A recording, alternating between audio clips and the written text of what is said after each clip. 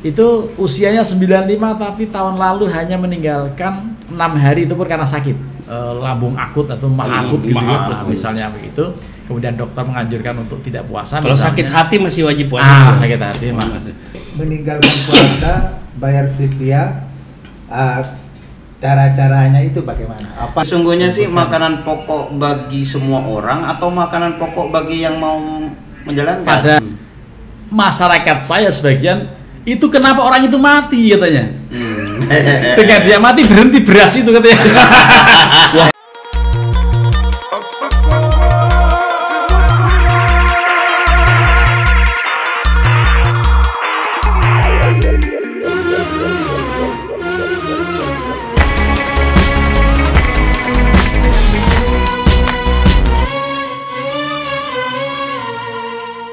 Assalamualaikum warahmatullahi wabarakatuh. Kembali ke Fikih Warung Kopi. Obrolan santai tentang fikih, Jay. Jadi kita ini bahas fikih, bahasannya ini agak berat tapi kemasannya santai, Jay. Di warung kopi. Di warung kopi. Udah ada kopinya, monggo, Jay. Sudah ini. Jadi fikih warung kopi ini banyak pengertiannya. Jadi fikih yang ringan-ringan. Ya, ringan-ringan. Yang ada di masyarakat. Monggo kopinya. Nah, ini udah diseritip dari tadi, diseruput. Ini kan kita dulu. Ini mohon maaf nih netizen nih, ini kita syutingnya ini setelah berbuka puasa, gitu. Ya. Tapi nggak beriklan. Iklannya lagi snow kita. Kita puasa udah berapa hari nih ya? Ini ya yang kan baru seminggu ya? Seminggu ya, kurang lebih.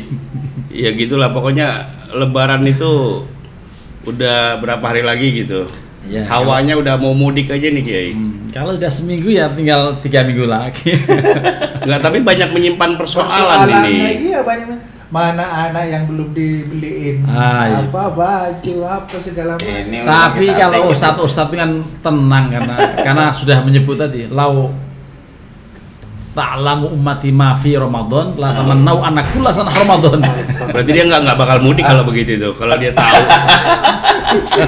Enggak, tapi persoalannya begini, Jay. Ini mau Ramadan ya mungkin akan berakhir sebentar lagi gitu. Ini banyak yang puasanya itu bolong. Artinya ada konsekuensi, dia harus kodok kan, Jay. Kemudian juga ini bagi ibu-ibu nih, bagi perempuan nih, Jay. Terutama. Ini persoalannya ini banyak yang nggak ngerti tentang sebenarnya dalam kondisi apa sih saya harus bayar fidyah, seperti ibu menyusui atau sedang hamil. Nah ini beliau Dr. Kiai Nurul Irfan, dosen apa gitu? Syariah, dosen syariah, Fakultas Syariah, sangat kompeten. Sebelahnya ini ada Wakil Sekretaris PWNU DKI Jakarta, Kiai Haji Panglima Santri. Oh iya, Wakil Panglima Santri. Kemudian samping saya ini Dr. Jufri Halim, udah kenal semua, udah berapa kali kita podcast di sini, Kiai ya. Emang oke tentang fidyah itu ada yang bilang fudyah, ada yang bilang fidyah. Yang benar yang mana itu? Ya ikut ayat Quran sajalah. Oh gitu. Ya, dalam ayat kan dikatakan a'udzubillahi minasyaitonir rajim wa 'alal ladzina yutiqunahu fidyatun ta'am miskin. Di dalam Quran itu kan bukan fudyah, tapi fidyah. Nah, jadi ngikut yang dalam Quran saja. Walaupun dalam bahasa keseharian ada juga yang mengatakan atau yang menyebut dengan fudyah. Ya tampaknya kalau alladzina yutiqunahu itu adalah orang-orang yang sebetulnya kuat tapi sangat berat. Makanya ada 2 kelompok atau 2 jenis ya yang cukup dengan fidyah. Satu al-haram, orang yang tua yang ajus ya sudah. Yang udah nggak mampu puasa gitu ya. Iyalah, pokoknya sudah tua nggak mungkin muda lagi. Iyalah. Kalau kita ini belum. Tapi kalau berjiwa muda mungkin kali. Ini berjiwa kayak sahabat di sebelah saya ini. Iya, dia Kayaknya persiapan. belum masuk haram. Belum masuk haram. Ini termasuk pralansia. Jadi yang al-haram yang sudah ya kalau usia relatif ya, karena saya kebetulan punya partner tadarusan ya tiap minggu, itu orang Pondok Indah, Ibu Anita namanya, usia 95. Masya Allah. Tapi masih bisa kuat puasa itu? Masih kuat puasa. Yang tahun lalu katanya hanya Al-Quran masih bisa dan setiap ngajarnya sekarang Al-Quran yang besar apa yang biasa? Biasa, tapi dia kacamata gitu ya. Pokoknya masih bisa membaca itu tadarus, baca lalu mengkaji beberapa ayat yang artinya begitu. Itu usianya 95 tapi tahun lalu hanya meninggalkan 6 hari itu pun karena sakit. Iya. Dan kemarin saya baru ketemu, baru ngobrol lewat Zoom. Kemudian berharap mudah-mudahan tahun ini tetap bisa menjalankan puasa. Padahal 95 usianya. 95 tahun, Masya Allah. Artinya kan kalau usia relatif. Tapi kalau ada juga orang yang 80 atau bahkan mungkin kurang 80 tapi sudah lemah segala macam. Ada yang 100 lebih masih bisa. Ada yang 100 lebih ya. Kayak Fadli namanya. Itu ya. 115. Masih bisa puasa. Masih kuat puasa. Masih kuat puasa. Ya. Jadi tekannya itu pada di yutikunya itu ya. Ya. Kemampuan yang kuat tapi berat sekali. Berat. Ya, karena mungkin masih harus konsumsi obat atau segala macam yang akhirnya disitulah satu kelompok haram yang berat sekali walaupun kuat itu boleh tidak puasa, cukup membayar fidyah. Itu satu. Yang kedua adalah al-maridul ladzi la yurja buruhu. Jadi sakit yang tidak ada harapan sembuh. Sakit menaun gitu. Oh iya. Ya makin lama makin kronis gitu ya. Kayak lembung gitu ya. Ya, misalnya berhadapan langsung dengan aspek puasa gitu. Nah, penyakit apa tadi? Lambung akut atau mah akut gitu ya. Nah, misalnya begitu. Kemudian dokter menganjurkan untuk tidak puasa. Kalau sakit hati masih wajib puasa. Sakit hati mah. Apalagi soal kawin lagi belum terlaksana gitu. Siapa nih? Jangan-jangan narasumbernya. Ini harus dijelaskan Kiai. Jadi ini meninggalkan puasa, bayar fidyah, cara-caranya itu bagaimana? Apa sekarang meninggalkan 10 hari, ada yang meninggal 5. Itu fidyahnya bagaimana? Ya, yang paling bagus memang saya pernah mendengar keterangan dari Mu'alim Syafi'i Hadami karena saya ngaji sama beliau lama. Ya, beliau itu likul yaumin muddun itu berarti dipraktekkan setiap hari untuk satu orang miskin. Satu mud itu berapa sih ukurannya? Satu mud itu kalau zaman Rasulullah kan hanya satu jumbut ya. Satu ini ya. jumbut. Ada yang mengukurnya. Kira-kira berapa? Kalau satu zakat fitrah kan satu sok, ya 1/4 sok. Jadi kira-kira berapa itu? Berapa on kira-kira? Kalau 1/4-nya dari 2,5 kilo itu kan berarti silakan dilihat itu. 1/4-nya? Ya 1/4-nya. Paling aman 1/4 berarti kurang lebih. Ya. Setengah lah. Setengah lebih, setengah 1/4. Setengah kilo lah paling aman. Ya, 3%. Ya, paling aman 1 kilo lah ya, karena kurang lebih 1 kilo lah ya. Lebih. Kalau di Jakarta pakai liter ya, bukan pakai kilo. Ya, 3,5 liter di perempatnya itu, dibagi 4. Liter itu kan 8 ton. Ya, jadi amannya 1 kilo untuk 1. Itu harus makanan pokok gitu, harus beras. Ya, tentunya sama dengan nanti kaitan dengan zakat fitrah kan. Ya, karena zakat fitrah itu juga ala kuti ahlil balad kan. Itu kalau madhab Syafi'i, tapi madhab lain itu sesungguhnya sih makanan pokok bagi semua orang atau makanan pokok bagi yang mau menjalankan yang biasa dimakan dia pada umumnya orang.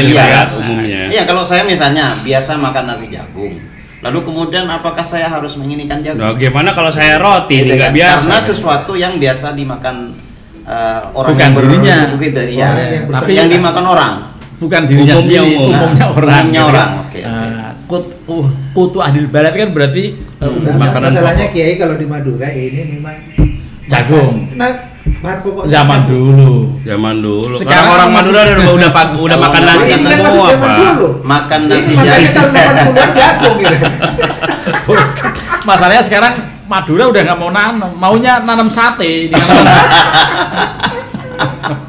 Jadi kutu ahlil balad ya. Jadi makanan pokok kayak kita beras lah gitu ya. Ini persoalannya beras mahal gimana, Ki? Ya sesuai dengan mahalnya beras itu. Karena sekarang ada yang 5 kilo 90.000 bahkan lebih. Iya. Ya, sekarang mahal memang ya. Itu nanti ya sesuai lah. Pokoknya kalau mahal ya sesuai dengan yang dimakan itu untuk yang dia makan dia konsumsi sehari-hari gitu. Jadi yang menarik Mu'alim Syafi'i Hadami waktu itu menjelaskan kalau itu repot, sudah ini ada kantong satu, yang satu kosong, yang satu masih isi. Karena 30 hari dimungkinkan tidak bisa menjalankan puasa, maka setiap hari diambil 1 liter taruh sini. Hari kedua ngambil lagi. Nanti udah pindah semuanya baru diangkut gitu. Itu lebih simple daripada tiap hari. Lagian orang menerima satu. Ya nggak enak juga. Tapi itu kan sudah pindah menjadi 30 hari kan 30 kilo misalnya. Tapi ini masalahnya batas waktunya kapan? Apakah setelah dia selesai Ramadan sudah selesai baru kemudian itu dikasih atau kan sampai kapan batasnya? Ya, ini umat ini mesti tahu nih ya. Ya. Tentu kalau soal kapannya lebih cepat lebih baik kan, ya. Termasuk zakat fitrah itu kan juga nanti. Ya, tapi kan ada batasan maksimal gitu. Misalnya dia habis Lebaran boleh apa? Iya, kalau membayar ini fidyah itu sebetulnya tidak dijelaskan mengenai maksimalnya kapan kan. Yang jelas jangan sampai masuk puasa lagi. Iya, itu ya. Gitu. Itu kan penting itu ininya kan. Bahkan kalau ide saya fidyah ini dan termasuk bukan ide aja. Saya pernah memberikan masukan pada salah seorang yang membayar fidyah sampai kira-kira 4 atau 5 tahun belakangan selalu melalui saya. Lah anehnya kemudian beliau wafat. Masyarakat saya sebagian itu kenapa orang itu mati katanya. Dengan dia mati berhenti beras itu katanya. Wah, jadi proyek. Saya beberapa tahun waktu beliau masih membayar itu sampai mengantar ya kira-kira karena agak banyak sih yang ngasih itu agak 3 juta saya berikan beras semua lalu orang merasa senang. Ya kemudian berharap tiap Lebaran, tiap Ramadan, menjelang Ramadan dia ngasih, saya kasih langsung. Kalau diganti duit boleh nggak sih? Itu makanya orang itu mentransfer uang, tapi saya punya ide untuk saya belikan beras. Saya belikan beras, kemudian saya bagi. Tapi aneh ya begitu orang wafat kan nggak dibayar lagi videonya, orangnya nagih. Orang yang suka menerima itu nagih. Ini kenapa orang itu mati katanya? Iya. Tapi kalau emang aslinya diganti duit, maksudnya secara hukum diganti duit itu boleh gitu. Ya. Untuk fidyah itu. Tentunya, kan lebih simpel gitu ya. Ya, tentunya ini sama dengan soal zakat fitrah. Oh, bisa dikiaskan. Ya, soal zakat fitrah itu kan kalau Imam Syafi'i harus dengan beras. Sehingga antisipasinya nanti ada orang yang ini sudah wujud beras tapi berasnya panitia. Ya, beli di panitia, berasnya beras itu juga dibeli orang lain, jadi dipegang-pegang itu berasnya satu karung itu aja. Enggak, sekarang kan daerah teknologi digital ini ya. Misalnya mau bayar fidyah, itu fakir miskin sudah menyediakan QRIS-nya itu. Tinggal di scan barcode. Jadi karena ikut madhab Imam Abu Hanifah lebih enak. Ya, dalam hal itu lebih simpel ya, tinggal di barcode-nya kan. Scan barcode gitu kan. Lah tapi ada yang begini loh, Ge. Kalau seseorang itu bayar fidyah, perlu nggak digambarkan makanan yang dimakan dia, bukan yang tadi ya, yang kapasitas makan yang harga yang kita makan. Kalau tadi kan beras satu. Oh, dia biasa makan misalnya beras 10.000. Kalau saya sekali makan itu misalnya 25.000. Lalu kemudian beras apa itu 25.000? Enggak, kan kalau kita misalnya beli gitu ya. Pokoknya ya? Hitungannya minimalnya kalau saya sehari makan itu sekian gitu. Lalu kemudian dikonversi ke uang. Betul nggak bahwa ini harus sesuai dengan apa yang kita makan, bukan sekedar orang cukup buat orang. Ya, prinsipnya sebetulnya jangan sampai kita membayar apakah fidyah, apakah zakat kemudian lebih minimalis dari yang kita makan biasa. Jadi jangan sampai seperti itu, minimal sama, syukur-syukur lebih. Makanya kemudian tadi saya baru mau menyampaikan bahwa ketika sudah kumpul 30 sok tadi atau 30 mut tadi, kan nggak enak juga ngasih beras doang, kasihlah amplopnya gitu kan. Gitu. Kasih amplop juga untuk beli apa. Jadi kalau bahasa Cak Nun itu, jadi di atas kewajiban itu ada akhlak. Kalau zakat, ya untuk zakat fitrah kewajibannya itu cuma 2,5 kilo, itu kewajiban. Tapi di atasnya ada akhlak itu 10 kilo. Gitu. Itu lebih menarik. Bagaimana Kiai orang yang tidak mampu puasa, tapi juga tidak bisa bayar orang miskin. Fidyah, ya itu. Nah, itu. Ya, dalam kondisi begitu kembali pada soal yuridullah ganti puasa juga tidak mampu. Iya. Jadi ada orang yang seperti itu ya, sudah tidak mampu puasa karena udah tua sekali, lalu membayar juga enggak. Tapi kalau misalnya ada kasus-kasus seperti itu Ladisnu pasti bertugas untuk mengawasi itu juga tuh. Artinya di masyarakat ada kasus-kasus begitu, setidaknya kita berikan petunjuk bahwa ini orang ini pasti ada keluarganya. Ya misalnya apakah ponakannya, apakah siapa, keluarga terdekat itulah yang mengservis. Tapi kan begini ya. Yang membackup bayar fidyahnya gitu. Nah, kalau dari umpamanya Ladisnu atau lembaga lain, Ya lembaga lain tentu kita Ya, dari- banyak ya. Yang membackup Dari Basnas boleh apa misalnya. enggak gitu. Iya, jadi diberikan santunan pada orang itu lah. Kalau sudah penuh atau sudah nerima baru dia bayar. Itu udah gugur kewajibannya walaupun di PK sama orang lain. Nah, gitu. kalau di kampungnya hanya dia yang orang miskin gimana? Nah, sudah, itu kembali pada satu peristiwa di zaman Rasulullah, malah hal lebih ekstrim lagi. Seseorang yang halak tuh ya Rasulullah, halak tuh kenapa? Saya jima di bulan Ramadan siang hari. Lalu kemudian Merdekakan budak gitu. Apakah mampu? Nggak mampu. Puasa dulu, gimana 2 bulan, 1 bulan aja gagal katanya kan. Dan seterusnya, akhirnya malah ya udah ini tolong sedekahkan pada fakir miskin.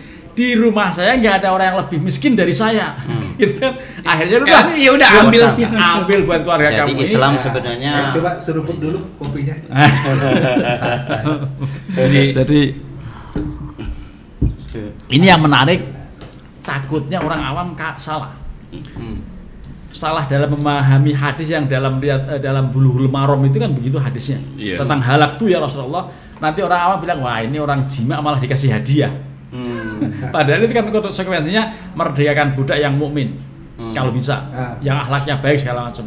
Kalau nggak bisa 2 bulan berturut-turut. Syahraini Kalau mutatabi'ain. Syahraini mutatabi'ain. Di hari 59 gagal ulang dari awal gitu. Repot. Iya, mutatabi'ain itu. Lah kemudian yang terakhir baru memberikan 60 fakir fidyah itu. Ya. Dan kalau diambil letternya di sini berisiko. Iya, orang kan kalau gitu jima aja nanti dikasih hadiah. Gampang dapat hadiah. Iya kalau ada yang ngasih, kalau enggak. Kalau Nabi masih ada, Kalau iya. Nabi masih ada, Oh, iya. Nabi udah wafat masih mau hadiah itu kan. Nah, berarti perlu ngaji. Itu Tapi namanya gini, beragama Gey. modus. Ada orang kan kalau yang tadi itu kan yang tidak mampu lagi berpuasa. Jadi dia itu tidak berpuasa di bulan Ramadan karena ketidakmampuan. Salah satunya sepuh atau berpenyakit yang akut yang tidak memungkinkan melaksanakan puasa. Tapi gimana dengan orang yang sehat? Yang kebetulan karena alasan musafir yang diperbolehkan dalam syara, lalu kemudian dia nggak berpuasa. Ini mengganti puasa yang sudah selesai itu yang mestinya ini. Itu sudah masuk qadha, bukan sekedar fidyah. Jadi kita Nah, sekarang ketika dia mau qadha 7 kemudian ada katakanlah ya waktu di bulan puasa dia tidak ada masalah. Ketika di luar puasa, lalu kemudian katakanlah sakit yang nggak memungkinkan untuk bisa berpuasa. Menurut dokter nggak bisa puasa, misalnya begitu. Nunggu Nah ini sehat. nunggu sehat. Katakanlah oke. Misalnya nggak bisa, misalnya divonis oleh dokter, kan ini udah lewat toh, fidyah juga. Ya tentu fidyah yang model begitu itu memaksakan ya, artinya kalau memang tidak memungkinkan betul-betul sakit gitu ya, itu fidyah.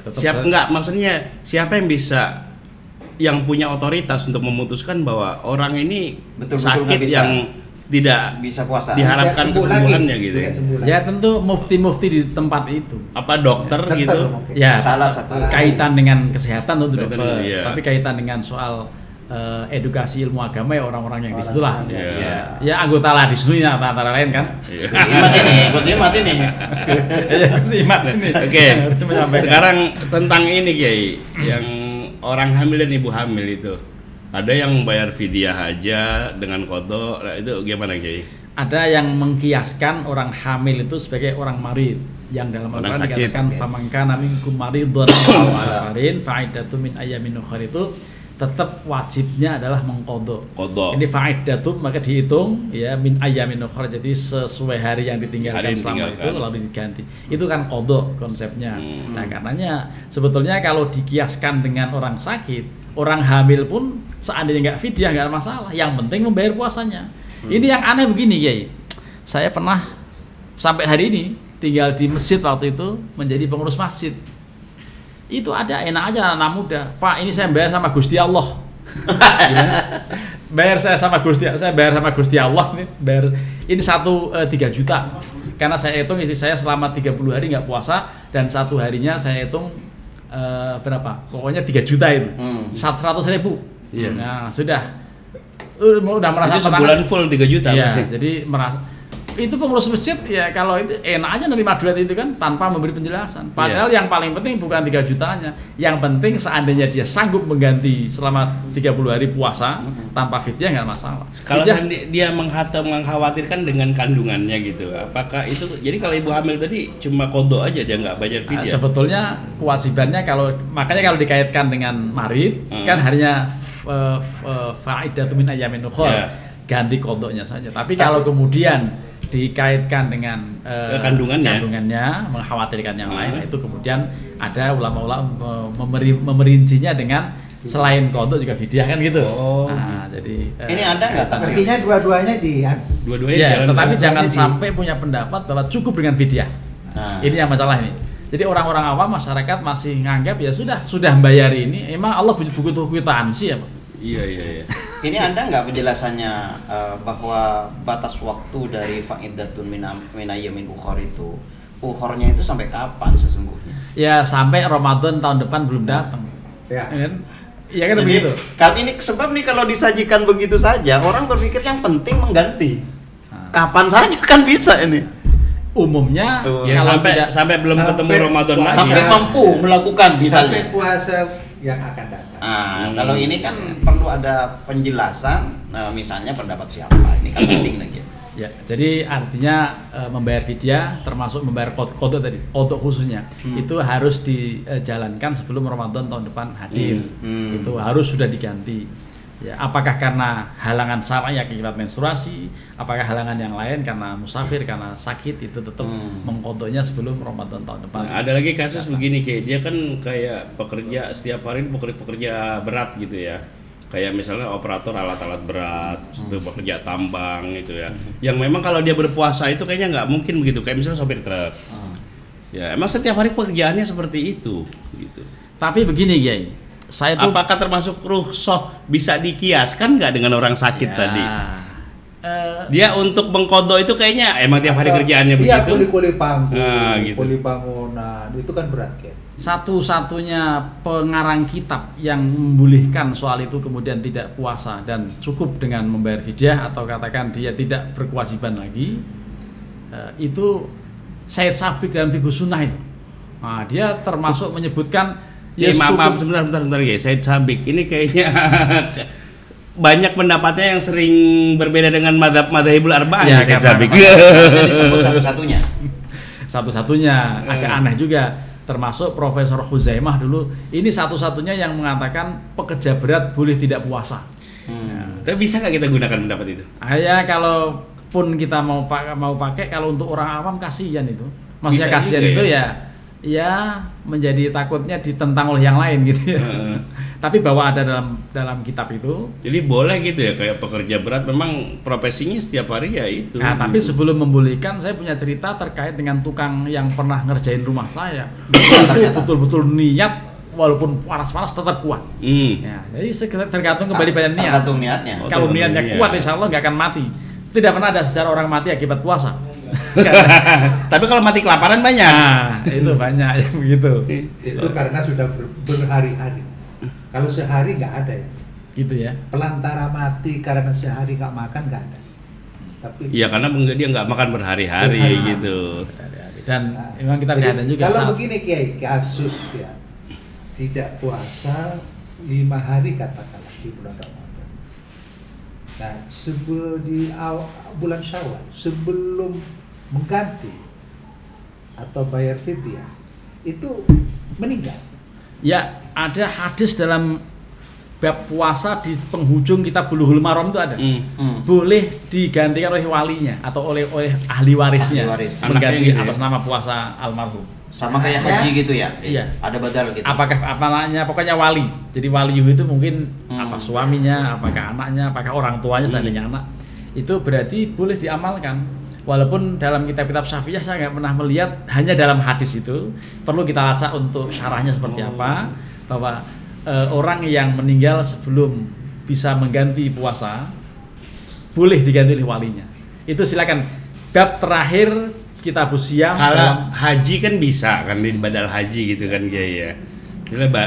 Dia udah wajib haji, udah mau berangkat haji kemudian meninggal, kan bisa dibadalin sama ahli warisnya sama anak. Kalau puasa nggak bisa gitu apa? Bukan, kalau puasa justru artinya kalau haji boleh dan puasa pun ada hadis yang mengatakan begitu, yang boleh digantikan oleh walinya, oleh ahli warisnya. Kalau kalau hadis jelas kan kalimatnya apa hujjah anha ya, apakah saya boleh menghajikan beliau? Silakan. Tapi kalau untuk puasa belum ditemukan hadis yang spesifik. Justru ada. Spesifik menyebutkan itu. Betul. Silakan dicek di dalam Bulughul Maram itu hadis terakhirnya tentang itu. Barang siapa yang punya utang puasa seperti yang Kiai sampaikan dan ternyata belum sempat membayar kok meninggal, silakan dipuasai oleh ahli warisnya. Nah ini terakhir Kiai ada nggak ijab kabulnya itu untuk bayar fidyah itu? Ya supaya mantap memang sebaiknya dilakukan, termasuk niat waktu bayar zakat kan gitu. Nawaitu an ukhrija zakat. Dia harus ada niat juga nawaitu an akhrujal fidyah gitu. Dan ini bukan hanya soal kemantapan, tapi soal orang akan berulang bayar sama kita. Gitu. Orang percaya. Wah, saya mau ini soal trust. Iya, saya mau mantap sama ustadz itu kan apa? Karena dibacain doa, padahal niat. Padahal niat. Bacain doa. Ini yang menarik kan. Itu pun pakai salaman. Iya, pakai salaman. Jadi jangan tangan itu kan. Berharap di balik salamannya itu kan. Baik, ini diskusi kita luar biasa ini. Ini banyak hal-hal yang memang terjadi di kalangan masyarakat. Di episode kali ini terjawab oleh Kiai Nurul Irfan. Terima kasih Kiai Nurul Irfan. Sama-sama, sehat selalu. Sehat-sehat Kiai. Amin. Kiai Sodik juga terima kasih, sehat selalu. Kiai Jufri. Semoga sehat semuanya. Amin. Sampai ketemu di podcast berikutnya. Wallahul muwaffiq ila aqwamit thoriq. Assalamualaikum warahmatullahi wabarakatuh. Waalaikumsalam warahmatullahi wabarakatuh.